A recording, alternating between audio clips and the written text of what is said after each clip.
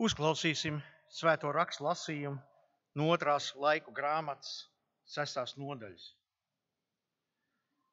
Bet ja arī kāds svešinieks, kas nepieder pie tavas tautas, Izraēla, bet nāk no tālās zemes tavā lielā vārdā, un tavas stiprās rokas, un tava izstieptā alkoņa dēļ, un kad tas nāks, un šinī namā tevi pielūgs, tad uzklausi no debesīm, no tās vietas, kur tu mīti. Uzklausi tādus un dari visu, kas dēļ tās svešinieks tevi lūgdams piesaugs. Lai visas zemes tautas atzīst tavu vārdu, lai tas tevi tāpat bīstas, kā tava tauta, Izraēla. Un lai visi zin, ka šis nams, ko es esmu cēlis, ir nosaukts pēc tava vārda. Āmen.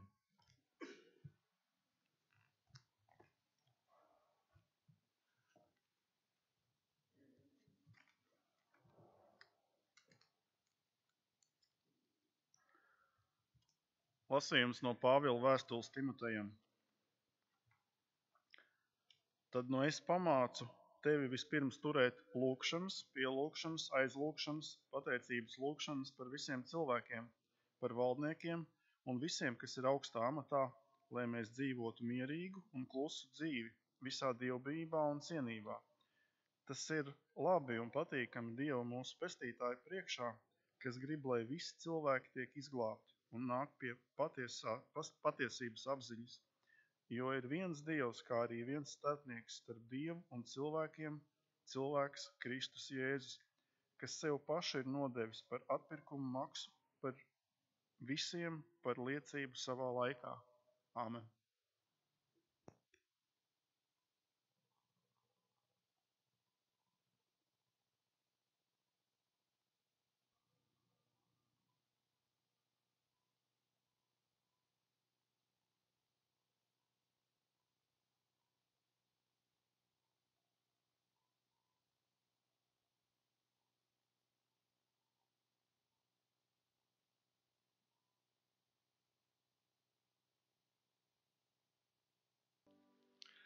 Žēlastība un miers jums no Dieva mūsu Tēva un no mūsu Kunga Jēzus Kristus.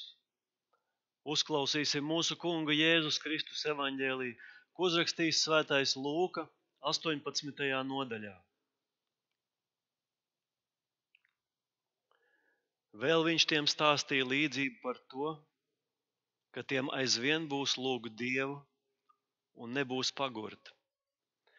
Kādā pilsētā dzīvoja tiesnesis, kas Dieva nebijās un no cilvēkiem nekaunējās. Bet tai pašā pilsētā bija atraitne, tā nāca pie viņa un sacīja: izlem manu lietu pret manu pretinieku. Tas ilgu laiku negribēja, bet tad viņš sāka spriest sevī.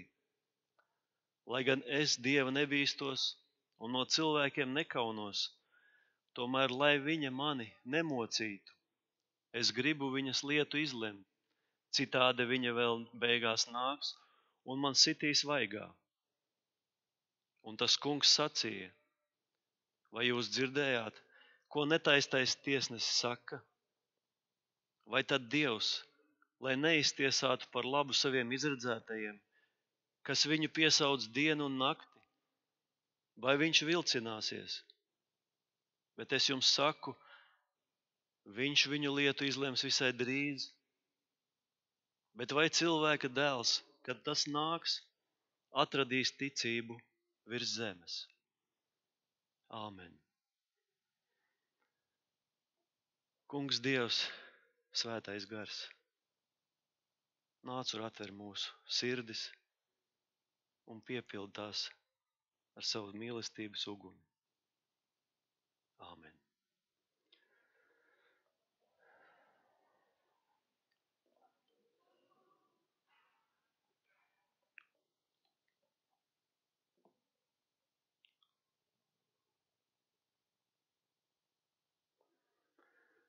Nesen sarunājos ar kādu mācītāju par tēmu lūgšanu. Viņš dalījās ar mani savā pieredzē sakot, bija laiks, kad mana ikrīta lūkšana ilga 3 stundas. Un pēc kāda laika viņš bija secinājis, tajās dienās viņš saņēmis bija tik lielu Dievu piepildījumu, ka nekādi notikumi vai apstākļi, nekāda cilvēka rīcība vai sacītais nevar viņam nekādīgi ietekmēt un nevar negatīvi izraisīt kādus notikumus viņā pašā. Šis piemērs noteikti izraisa sašutumu. Arī jūs noteikti domājat, kurš no mums katru rītu varētu 3 stundas lūgt Dievu. Jebkurš 3 stundas vispār var no vietas lūgt. Lūkšana un viss, kas ar lūkšanu ir saistīts, ir plaša tēma. Un tā ir tēma, par kuru kristiešiem vienmēr vajadzētu izrādīt lielu interesi, jo tā mūs aizved Dieva pasaulē. Jo, kā mēs visi labi zinām, lūkšana tā ir saruna ar Dievu. Lūkšanas ir dažādas, un tās arī ir atkarībā no apstākļiem. Piemēram, lūkšana ticībā, lūkšana izmisumā, kliedzoša lūkšana uz Dievu, taisnā lūkšana, dedzīga lūkšana, neatlaidīga lūkšana, sirds lūkšana, pateicības lūkšana un citas. Tādas ir katram lūdzējam savā dzīves laikā un situācijā. Jēzus šodien mums runā par lūkšanu un māca par to. Ir 2 cilvēki, tiesnesis un atraitne. Tiesnesis spilgts, slikta cilvēka piemērs, kurš ir augstā amatā. Viņš ir pretstats tam, kādam ir jābūt patiesam un taisnīgam tiesnesim. Viņam ir īpaši slikta reputācija. Jēzus viņu raksturo kā netaisnu. Viņš nebaidās ne no Dieva dusmām, kas nozīmē, ka viņš dzīvo tā, it kā Dieva nemaz nebūtu. Tāpēc viņš nebija ieinteresēts godīgi pildīt savus pienākumus ne pret Dievu, ne pret cilvēkiem. Viņš pieņem lēmumus, kā pats vēlas, un ar taisnību tiem nav nekāda sakara. Viņš nekaunās arī no cilvēkiem un viņa nosodījumu. Ne par savu rīcību, ne saviem lēmumiem. Vienīgi nauda bija viņa pieņemto lēmumu instruments. Ik viens varēja uzpirkt tiesnesi, ietekmējot tiesas lēmumu savā labā. Vai tas, kurš tiesnesim samaksā, tam ir taisnība. Kādu rakstu pētnieki bija atraduši, ka šādu tiesnesi tajā laikā sauca par tiesnesi laupītāju. Un tas nav pārsteidzoši, jo no tiem, kas ir noraidījuši Dievu un neņem vērā līdzcilvēkus, neko labu jau nevar sagaidīt.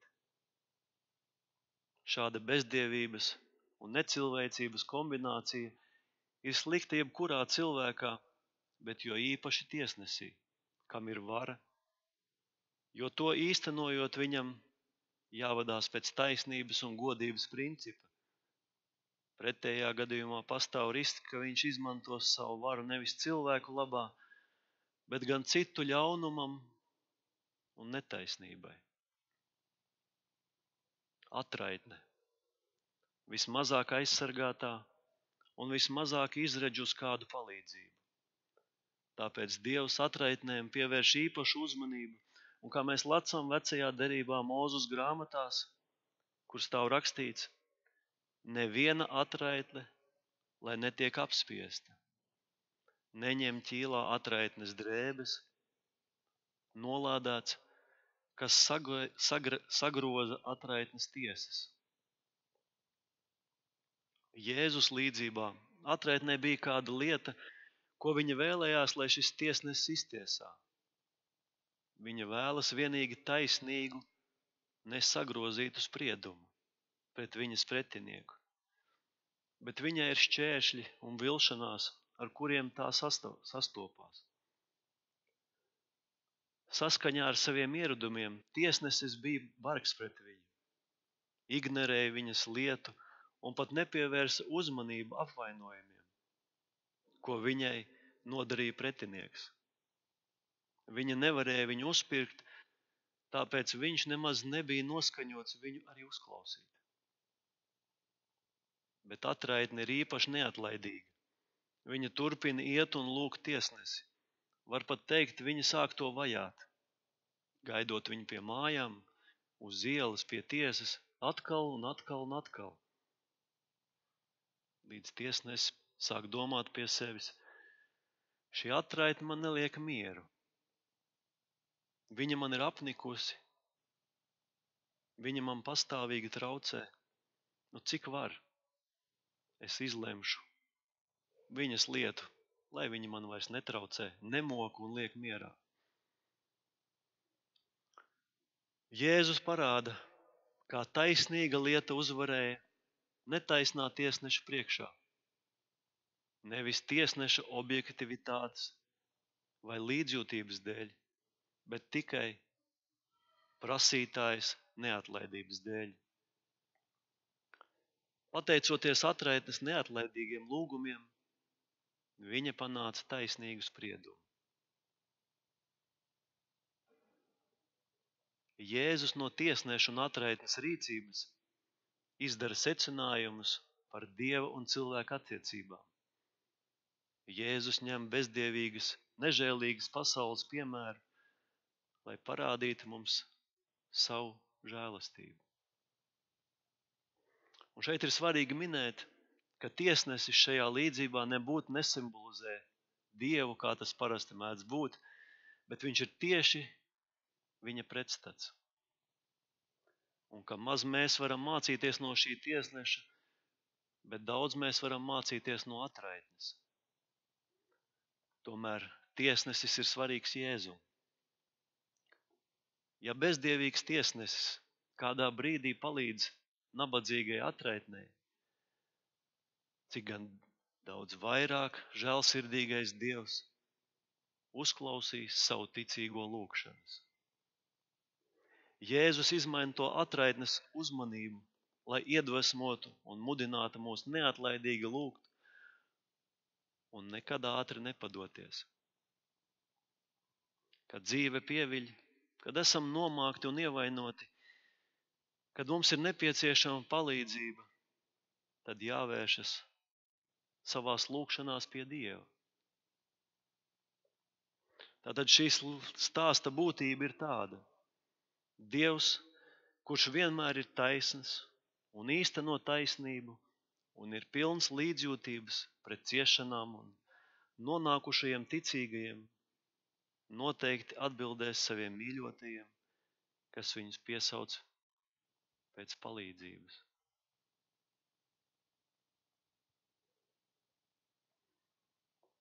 Bet mēs viņu jau lūdzam.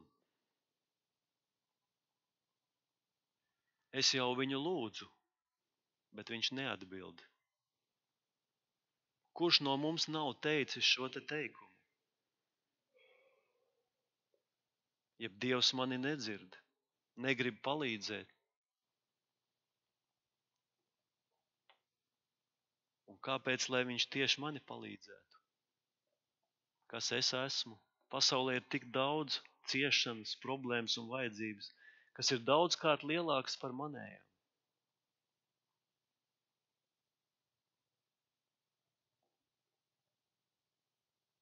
Tāpēc, ka mēs esam viņa izredzētie bērni. Šodienas pamācība, ņemot vērā dzīves grūtības, bēdas un smagumu, ir nepadoties un būt neatlaidīgiem kā atraitnei. Aizvien lūgt Dievu un nepagurt to darīt. Atraitne nāca pie tiesneša, kurš viņu ignorēja un izvairījās no viņas. Mēs ejam pie Dieva, kurš aicina mūs drosmīgi viņam tuvoties un saukt viņu par tēvu. Atraitne nāca pie netaisna tiesneša, bet mēs ejam pie taisnīgā tēva, kurš rūpējās par savu godu un savu nabaga radību. Īpaši par tiem, kas ir nelaimīgi kā atraitne. Atraitne nāca pie tiesneša ar lūgumu par savu personīgo lietu, bet pats Dievs ir ieinteresēts lietā, par kuru mēs viņam lūdzam. Atraitnē nebija neviena drauga, kas varētu viņu atbalstīt, vai viņas lūgumu kā ietekmēt, bet mums ir aizstāvis pie tēva. Viņa paša dēls, kas vienmēr dzīvo, lai aizlūgtu par mums un kam ir varan liela ietekme debesīs. Atraitnē neviens nesolīja panākumus lūgšanā. Viņai nebija neviena, kas viņu iedrošinātu šajos lūgumos. Bet pār mums ir Jēzus, kurš nevien pavēlēja mums lūgt, bet arī apsolīja. Tad jums taps dots. Atraitne varēja satikt tiesnesi tikai kādā noteiktā laikā. Mēs varam Dievu saukt dienu un nakti, jebkurā mirklī. Atraitnes neatlaidība kaitēja tiesnesim. Viņa viņu kaitināja. Viņa iespējams baidījās no tā, ka tiesnesis tādēļ var pieņemt pat nelabvēlīgu lēmumu. Bet mūsu neatlaidība Dievam ir tīkama. Viņa atbalsta taisnīgu lūgšanu, un mēs varam cerēt uz panākumiem, ja lūdzam dedzīgi no visas sirds. Atraitnē nebija nekādas cerības, ka viņu kāds izglābs no netaisnā sprieduma. Turpretī mums ir patiesa cerība un apsolījums, ka mēs tiksim glābti. Dievs, kurš vēlas cilvēku pestīšanu, mūsu laimi, kurš vēlas, lai mūsu dzīves rastu piepildījumu laikā un mūžībā, to ir apsolījis.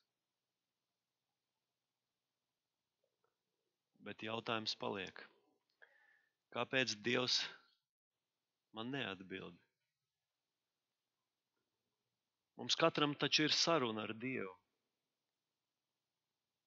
Ja Dievs mums dzird labāk nekā netaisnais tiesnesis, kāpēc mēs nesaņemam atbildi? Kāpēc mums jābūt ir neatlaidīgiem? Vai Dievam ir nepieciešams pēc iespējas vairāk atgādināt, lai viņš mums sadzirdētu un uzklausītu un atbildētu? Vai viņš ir tik ļoti aizņemts un mums ir jāgaida kādā rindā?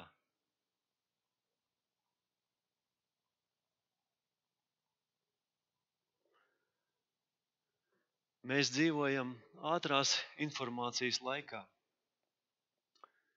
Mums katram ir īpašais brīnuma rīks telefons.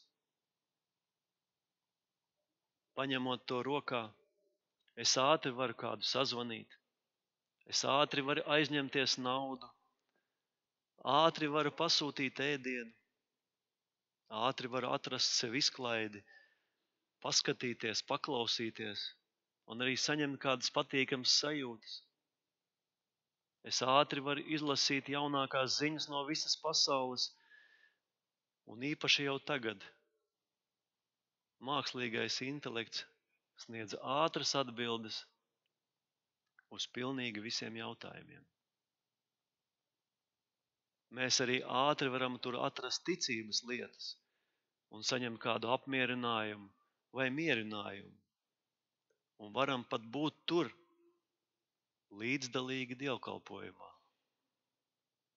It kā. Tas viss ir ātri un ērti.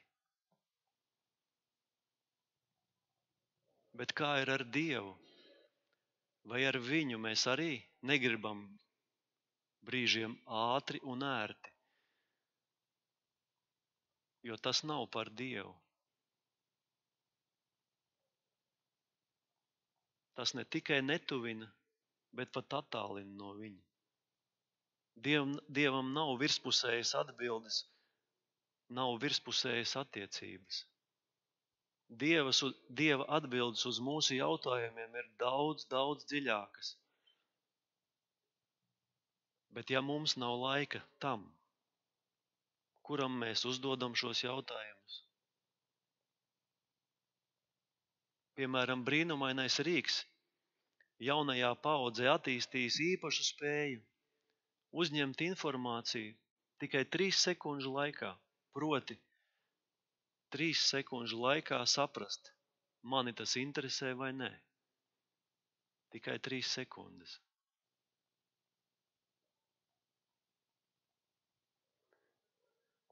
Un, piemēram, šeit pat draudzē ienāk kāds Dieva bērns, kuram ir veselības, darba un ģimenes problēmas vienlaicīgi. Vēlas, lai Dievs viņam palīdz, atnāk 1 reizi, 2 reizi, vēl 3. Dievs neatrisināja problēmas, Dievs nepalīdzēja.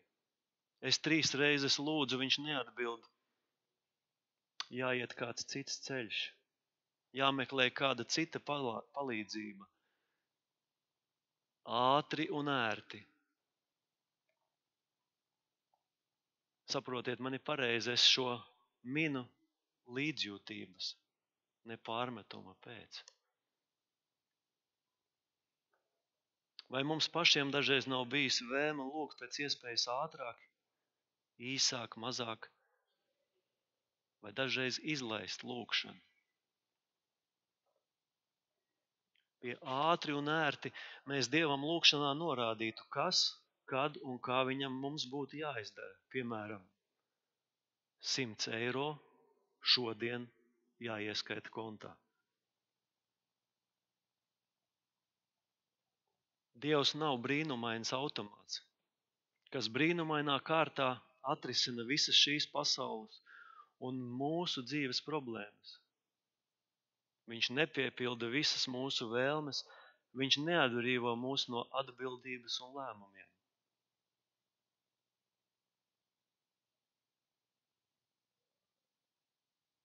Bet varbūt mēs paši nemaz nedzirdam šīs atbildes, jo viņš neatbild tā, kā mēs to gribam. Kā jūs domājat? Vai tad, kad Dievu lūdzam, lai dod mums spēku, viņš biežāk dod spēku, vai dod mums iespēju būt spēcīgam? Vai tad, kad mēs Dievu lūdzam par problēmu atrisināšanu ģimenē, viņš biežāk pats atrisina šīs problēmas, vai dod mums iespēju tās atrisināt? Vai tad, kad Dievam lūdzam mīlestību, viņš biežāk to dod, vai dod mums iespēju parādīt savu mīlestību citiem? Vai tad, kad lūdzam Dievu par ciešanām, biežāk viņš pārtrauc šīs ciešanas, vai dod mums spēku tās panest? Vai tad, kad Dievam lūdzam līdzekļus, viņš biežāk tos iedod, vai rod mums iespēju pašiem tos nopelnīt? Lūgšana nav tikai saruna ar Dievu, tās ir attiecības. Attiecības, kuras nav 3 sekundžu, 3 stundu, 3 reižu. Tās ir attiecības lēni un ilgi uz mūžu. Zemes lietas, cilvēku ieradumi un likumi mainās, bet Dievs un viņa likumi nemainās. Tāpēc mūsdienu kontekstā skatoties, ir viegli saprast Jēzus šīs dienas pēdējā teikuma jautājumu. Bet vai cilvēka dēls, kad tas nāks, atradīs ticību virs zemes? Jēzus atraitnes piemērs neapšaubām māca, ka tikai neatlaidīga lūgšana var saglabāt ticību. Un kā reiz teica svētais Augustīns, kad ticība vājinās, lūkšana mirst. Tāpēc, lai lūgtos, mums ir jābūt ticībai, un lai saglabātu ticību dzīvu, mums ir jālūdz. Teikšu vēlreiz.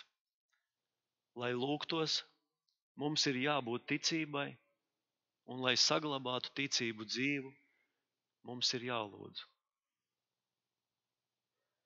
Lūkšanā mums jāieliek sevi Dieva rokās un jāpaļaujās uz visu. Iespējams, viss izvērtīsies pavisam citādi, nekā mēs lūdzām vai domājam.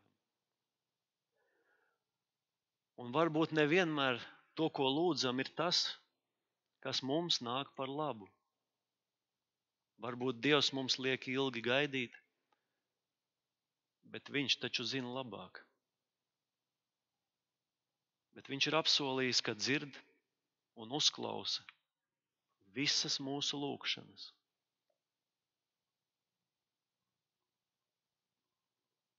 Paliksim pie Dieva. Saglabāsim nesaraujami saikni ar Jēzu lūgšanā. Viņš ir mūsu palīgs. Dievs ir taisnīgs pret mums. Centīsimies, lai dedzīgas un neatlaidīgas lūgšanas Jēzus vārdā kļūst par mūsu ikdienas ieradumu. Pateicoties lūgšanai, lai cik sarežģītas nebūtu mūsu dzīves un to situācijas, mēs saņemsim ticības stiprinājumu. Mēs atradīsim spēku pildīt savus pienākumus. Mēs saņemsim mierinājumu grūtībās, vadību sarežģītās situācijās. Mēs saņemsim cerību slimībā un atbalstu pat nāvē. Jo uzticīgs ir tas, kurš apsolījis. Tavs prieks būs pilnīgs, un Viņš turēs savu vārdu, ja mēs to lūgsim, aizvien nepagurstot. Āmen.